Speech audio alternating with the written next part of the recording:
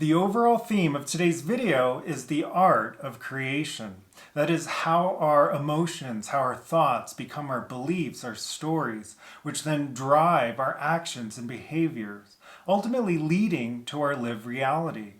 And when we are going, as we navigate our paths intending to create what we want in life, it's not always about exact outcomes or everything unfolding exactly as we envisioned. It's about getting to a place where you feel like you've created the life that you desire. When we're going through that process, a lot of that actually happens within.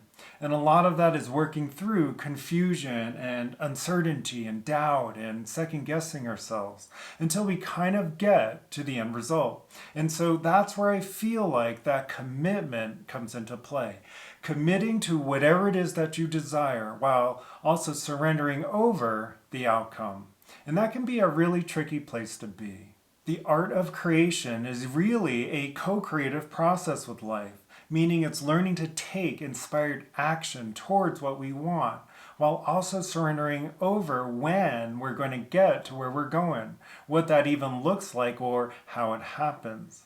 But knowing that whatever it is that you desire is absolutely possible, but you're going to have to work through some things in order to really bring it into reality. And so whether or not you realize it, acknowledge it, or accept it, moving forward towards creating what you want, whatever that is, will often require you to step pretty far outside of your comfort zone. It's an energy of not only listening to the messages that are needed, but also what you know you need to do as well. The art of creation is about creating what it is that you want. It's about creating the outcomes that you want. Feeling like you're in a relationship with the perfect person for you. Feeling successful, feeling abundant financially. It's about getting what you want. The path to get there is probably going to look a little different than you think. And that can be really scary because we can think if things don't go the way that we think they should, that it means we're never going to get there. But that's never actually true. But we're often challenged to step outside of our comfort zone in a way, because a part of us is always wanting to stay within our comfort zone. And that often translates into not listening to intuition, to not listening to that quiet place within ourselves that is not ruled by fear, that knows what we need to do, what true, inspired, aligned action steps we need to take, what we need to walk away from, what we need to walk towards, how we must reprioritize our time and energy.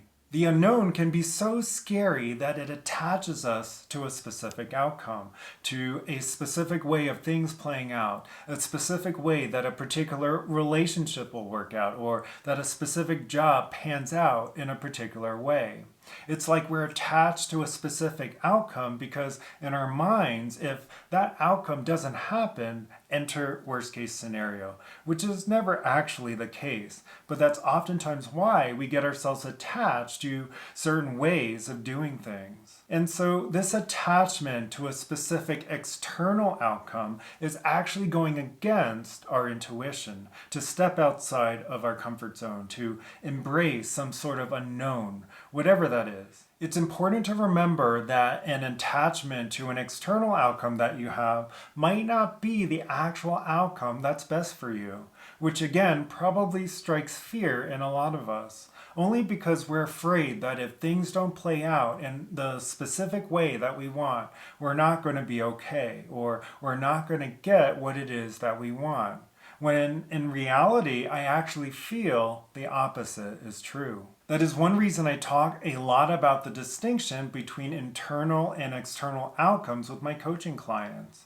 Sometimes when we are attached to a specific external outcome, that outcome actually isn't going to be able to provide us with what it is that we desire as an internal outcome. For example, let's say you're in this relationship and you're really wanting this relationship to work out, but things just aren't happening the way that you want them to. And let's say the internal outcome you've named for yourself, whether consciously or unconsciously, is unconditional love, to be in the inner experience of passion and feeling like you're in a relationship with the perfect person for you. But if you're attached, if you're saying it has to be with this person, while in reality there's some other person that would be an ideal fit for you, you might not be able to create the internal outcome you're looking for until you release yourself from the attachment to what's going on with the current person. Now, I'm not saying that we should just jump from one relationship to another whenever we feel like things aren't going our way or we're not getting what we want.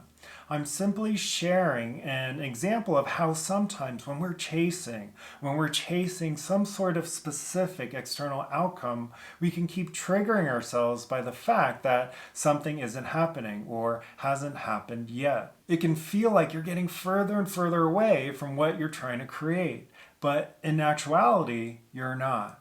You're actually getting closer to it. You might just not know how yet. And to be honest, sometimes the how isn't going to be revealed to you until later. Sometimes we just have to let go of the wheel and surrender a bit and really trust that things are working out for us. Because if you take our relationship example, if we're attached to a specific outcome and things aren't working out, it can really start to affect things like our self-worth.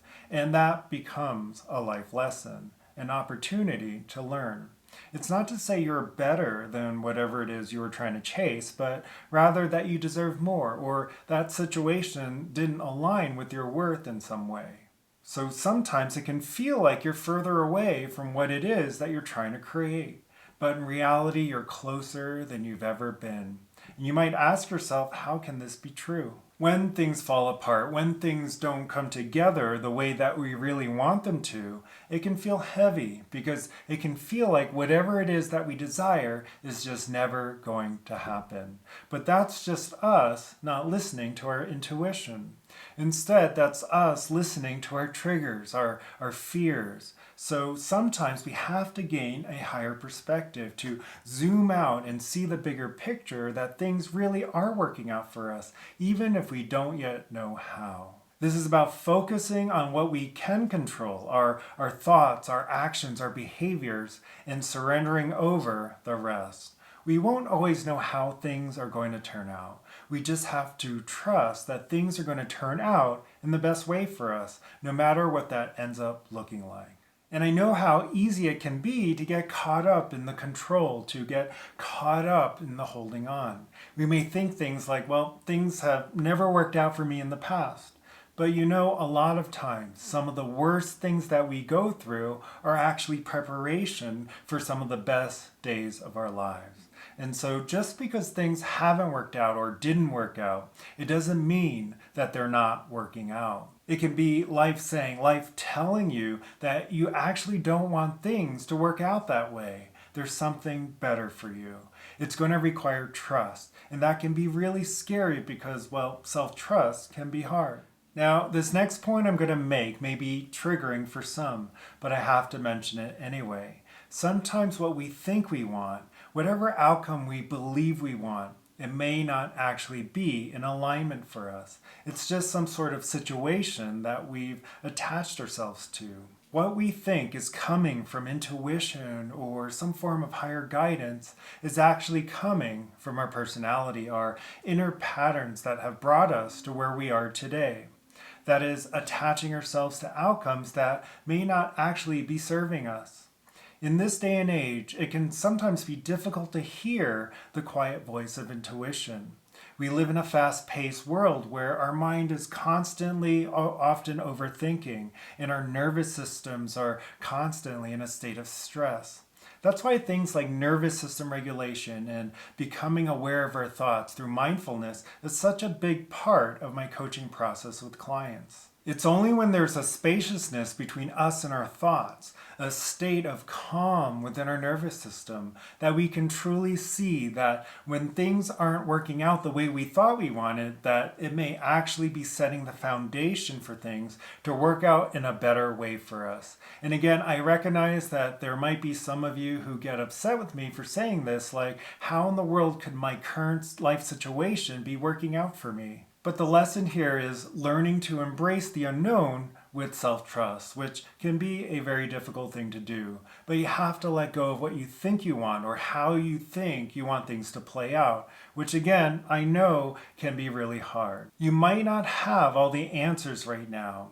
You just need to believe that you're deserving of good things and that you just need to keep your focus on the internal outcomes you want to create.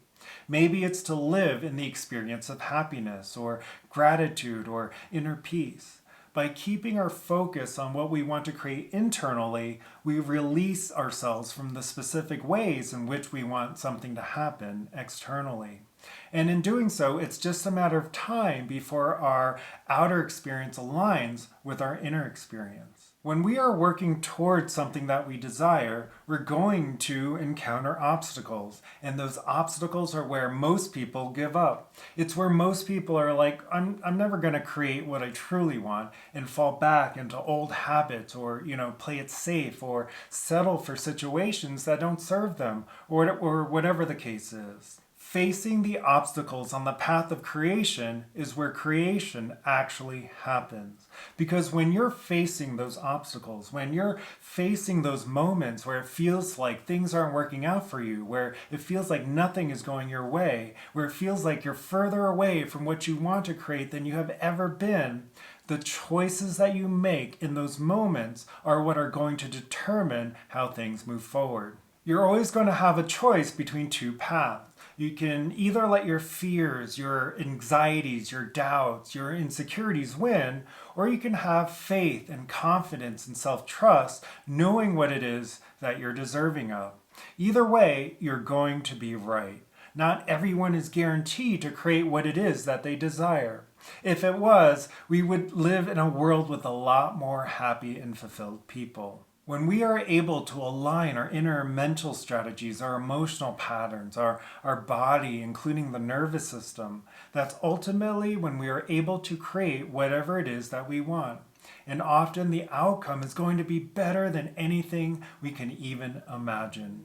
You have to believe that you're worthy, deserving, capable, good enough, whatever the case might be. So long as you continue to focus on your transformational journey, if you continue to focus on what's going on within, the without will take care of itself. The outcome will take care of itself. As long as we become curious about the fear, doubt, insecurity, stress, all of it, and keep having faith and trust in ourselves, leaning into the process, then things will always work out better than we ever thought they could. Things might not be working out the way that you thought they would. Aspects of your life may not be going as you expected it to be, or you're not getting to where you want to be as quick as you want, or you're upset that a relationship has failed, or whatever the case is. That does not mean that you are not capable or deserving, or that it's not possible for you to have what it is that you desire. What it means is that learning from all of the things that didn't work out is what is going to give you the knowledge to be able to create what will and can be. There may be certain changes you're needing to make. Whatever makes you feel less than what you are, whatever makes you feel powerless, whatever takes away your power, that is not your fulfillment.